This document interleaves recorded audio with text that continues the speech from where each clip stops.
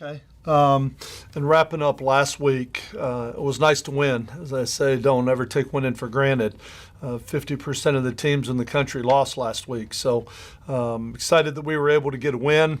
A week earlier, we had a lead at Mississippi State and weren't able to hold on to it, but was proud of the way the team was able to finish the game on Saturday. It certainly wasn't a perfect game, as we have talked about in the past. We are really a work in progress with so many new faces and what we're trying to do. And I thought there were a lot of good things in this game. Starting on the defensive side of the ball, I thought B.J. Williamson played obviously really well. He was all around the ball. He created 2 fumbles. He had 2 interceptions. One of them he scored on. I thought he had a great individual performance. I think Levi and Ben Bell continue to be really solid up in front on the defensive line. I think our linebackers are playing well right now. When you talk about Trey Baldwin and Tyler Grubbs and Mackie Carabin, really doing some good things. But defensively, it certainly wasn't our best effort. We got on our heels a little bit. We started reeling. We missed some basic first day installation, staple type things and checks that we've got to be able to make, boxing their bunch sets to where we weren't getting rubbed and everything. And we did not execute very well as a defense. And I give them, Southeastern and Frank Selfo, an awful lot of credit. I thought they played a really good football game. I was really impressed with Cole Kelly. I think he's as advertised, not only with his size, but the way he stood in the pocket and some of the throws he made all over the field. But I think we have to get better on defense. We've got an awful lot of things that we got to correct this week because it's going to be a great challenge. Then we're playing another explosive offensive football team. I thought in the game last week, offensively, was proud of the way that the offensive line played, the way they protected the passer, the way we were able to run the ball with the running backs. I think Marcus Williams continues to get better and better in the system as he rushed for 99 yards on the day. I think it was nice to see Harlan Dixon get started and Greg Garner step in. He certainly made his presence felt, scoring a number of touchdowns, even though he didn't have a whole bunch of touches. At quarterback, I think Austin keeps getting more comfortable. There's some plays that I think he looks really comfortable sitting in the pocket, and then there's some that, obviously we got to eliminate some of the mistakes, the interception right before half, things like that, but I think he continues to get better. Special teams, thought there were some goods and bads for sure. I was really proud of the way that our punt team covered, having two balls down inside the 10-yard line, which really made a long field. And I thought our kickoff coverage team did a much better job after last week at Mississippi State. I thought they did a nice job and averaged starting them on the 19-yard line inside the 20. So I think there's some things to build on, but certainly we still have a long way to go, and we still have a lot of corrections we've got to make, and we've got to get better. I'd like to say that defensively, as we got on our heels and we started reeling, we made some uncharacteristic mistakes that we got to get cleaned up. But offensively, having 2 drives of 91 yards for touchdowns and 3 drives of 75 yards, there's certainly some positive things to build on. So when you look at where we are right now after 2 games, we're 1-1. I think we've got to continue to get better. We're certainly not where we need to be as we want to get there for the open date as we start getting into the conference play after the open date. This week is certainly going to be a challenge with SMU coming into town. I think Sonny has done a great job of building that program from where it was when he took over about 3 years ago. And I think you look right now, he's got his best team since he's been there. They've added some really talented transfers on this team, and they are a very senior-laden team right now when you look at them on both offense and defense. They return, I think it's about 19 starters out of their top 22 from a year ago, and they played 10 games. They were 7-3 last year. They've added a transfer quarterback from Oklahoma that's playing really well with his arm and with his feet. They've got, when you look at them, all 5 of their offensive linemen are back. 4 of them, I believe, or 3 of them are all-conference players, some level first, second, or third team, all-conference players. Their tailback last week rushed for 141 yards on 10 carries. He averaged 14 yards a carry against North Texas. Very explosive running back with a really solid, big, senior-laden. 4 of them are seniors up front. and they're running the ball really, really efficiently. So I talked about the quarterback who threw for over 300 yards. They have first team all-conference wide receiver. They have a transfer from Oklahoma who was all Big 12 as a tight end, who was a big target for him. I believe he has 3 touchdown catches in the first 2 games. They're averaging 45 points a game right now in their first 2 games. A very explosive offensive football team, and I think you can see Coach Dykes' handprint all over it and what they're doing offensively. It's really been impressive. Defensively, I think they're every bit as impressive, where they're averaging 45 points a game on defense. They're only giving up 10 points a game. I think very, very talented Jim Leavitt. They hired Jim Leavitt as their defensive coordinator from FAU. He was the head coach at South Florida, has been very successful with the 49ers, was a coordinator at Oregon, Colorado, FAU before he came there. And I think, they're playing really hard for Coach Leavitt, playing really hard for him. The defense is not real complicated with what they do, but they line up and they play it, and they're really physical at their game. They have, out of their front 6 defensive linemen, they're based out of a 3-4 defense. They've got 4 seniors and 2 juniors up front. They're big and strong. Their linebackers are very active, and their corners are lockdown corners, and they put them in an awful lot of man-type situations, but they're good enough for the challenge. Then you say, well, maybe their special teams aren't very good, but then you look at them and they've got their kickers, their punters, their return man is a wide receiver who's really dangerous. He's both their kick returner and their punt returner, and getting the ball in open space. He's a dangerous weapon. So we know that we're going to have an incredible challenge this week. We're excited that we have the opportunity to play at home at Joe Ice Stadium. I want to thank everybody that came out last week to the game and encourage anybody that's going to be in Ruston this weekend to please come out. We need your support. We need the Joe rockin'. We need that home field advantage as we're going to take on a very, very talented SMU team here at home. So excited to get the win last week. We got a big week of work ahead of us this week as we start today out on the field in full pads, but I think the team is excited to win, but somewhat embarrassed with how we play, and we know we got to get better. So that's what this week is all about. It's about improving and getting better, and then seeing where we are this Saturday as we go play SMU. Ethan's had his hand raised up. Go ahead and get us started, Ethan. All right, Coach. So back in the underdog seat you guys go, this time at home. Yes. How are you prepared to change gears this week, and do you guys have an advantage of usually being seen as underdogs, especially with a 4-1 all-time record against SMU? Well, we certainly, if you look at our first 2 games, we played much better as an underdog than we did as the overdog. When you look at being favored at home last week, we did not play very well. And sometimes you put that chip on your shoulder when nobody believes in you. You feel like you're fighting against the odds. You lock arms, you put on your rally caps, and you go to work. And so I think the team understands the challenge we have. This SMU team could embarrass us, as talented as they are, as big and physical as they are, and the way that they're operating right now with so many guys returning from last year. They're operating on all cylinders at an early phase right now. The way they're running the ball, throwing the ball, their offensive production, and the way they're playing as a defense right now. So it certainly got our players' attention. We understand the challenge we got in front of us right now with this football team coming in here. Christian, go ahead.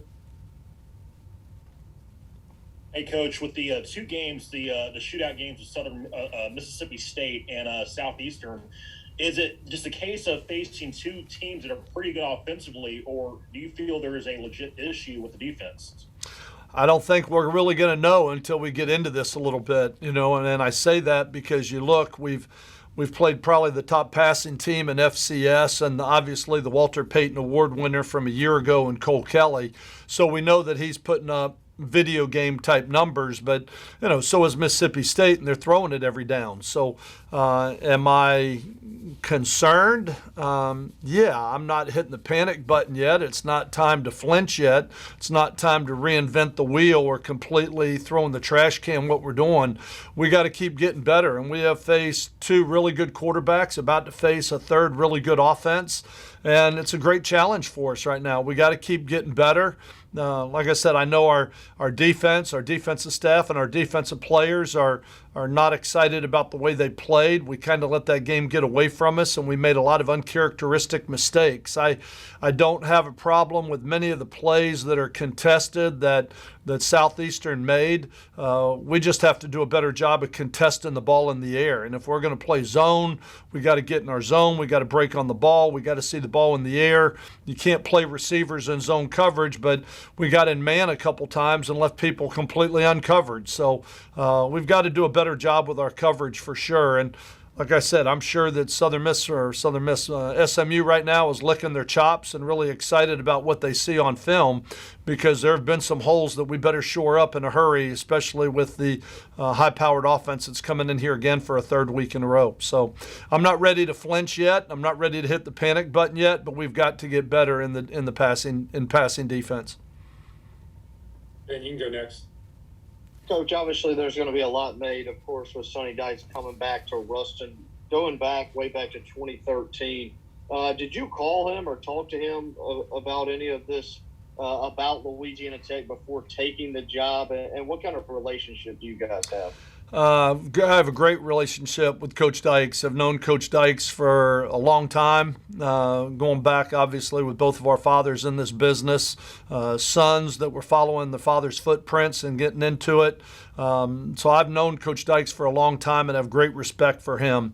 I did talk to him when we were going through the interview process with Louisiana Tech. He speaks very highly about Ruston, the people here, his experience here, his time here. He loved it. He was very complimentary and really told me I'd be crazy if I didn't want to come in here and have the opportunity to be the head football coach at Louisiana Tech. I think he's got great memories here. He did a fantastic job here and left here for Cal, but I thought he did a really nice job here. And like I said, a lot of respect for Coach Dykes, and him and Kate are just they're great people. And he's good for the game. He's good for the business. And I'm excited about having the opportunity to face him on the field. Go ahead, John. Coach, you're facing a name that football fans are familiar with in Grant Calcaterra, who was phenomenal at Oklahoma, and then Tanner Mordecai, obviously, too, had a bright future at Oklahoma before transferring. What issues do they present? Because you've got the same air raid offense, but Mordecai more of the scrambler than Cole Kelly and more mobile than what you saw with Will Rogers, probably at Mississippi State. What issues does that duo present to you defensively? Well, obviously, the way the quarterback can move with his feet, I think he's an excellent runner. I mean, it's not a thing where he's pulling the ball. He's not their leading ball carrier. They don't have a lot of called runs for him. But when things break down, he can hurt you with his feet. He can break a defense down with his feet. As soon as you get involved in coverage with the way that he can run, he picks up a lot of critical first downs with his feet, not just with his arms. So you really have to be disciplined with what you're doing in your pass rush lanes. You can't just throw care to the wind and kind of pick an edge and just go ripping through, because if you do, you're going to leave a lane open, and he's talented enough to take it. The tight end gives you a lot of problems with his size. He's big. He's 6'5". He's 250 pounds. He's got great hands. Inside the 30-yard line, he's really a weapon, and they're doing a great job of utilizing him. And so I think I think it's the quarterback, the way that he can throw the ball, the way that he can run with his feet. It's having a tailback in the backfield that's an all-conference player. Like I said, rushed for 14 yards a carry against North Texas last week. So you can't just be designed to stop the quarterback. I think that's what makes this team so difficult. Normally you sit down, and last week we talked about Cole Kelly and a couple receivers. This week you can talk about the quarterback, the tailback, the 4 senior offensive linemen. You can talk about the 3 receivers, the tight end. They're all weapons in their offense, and that's what makes them so dangerous and so hard to stop.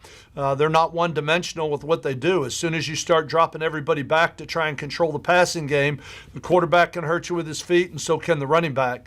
And then as soon as you load the box to try and take that away, they've got really explosive receivers. I think when you look at, they've scored 91 points in 2 games, and 63 of them have been on big plays of 20 yards or more. I wrote down, I think it was, they went for 82, 62, 58, 29, 26, and 20. are some of their touchdowns that they've scored so far this year. So explosive, what I think is probably the best word to talk about this offense, and certainly the quarterback and tight end have a huge piece in that. But the puzzle is complete when you look at the offensive line and the way they're playing as an offensive line, the running game, the running backs, the wide receivers, the quarterback, the tight end. I think it all goes together, and it's going to be a great challenge.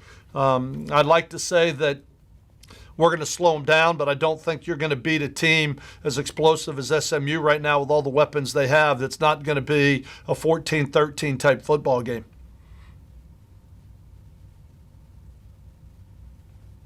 Got time for maybe one more? Anybody? Sean, you got it?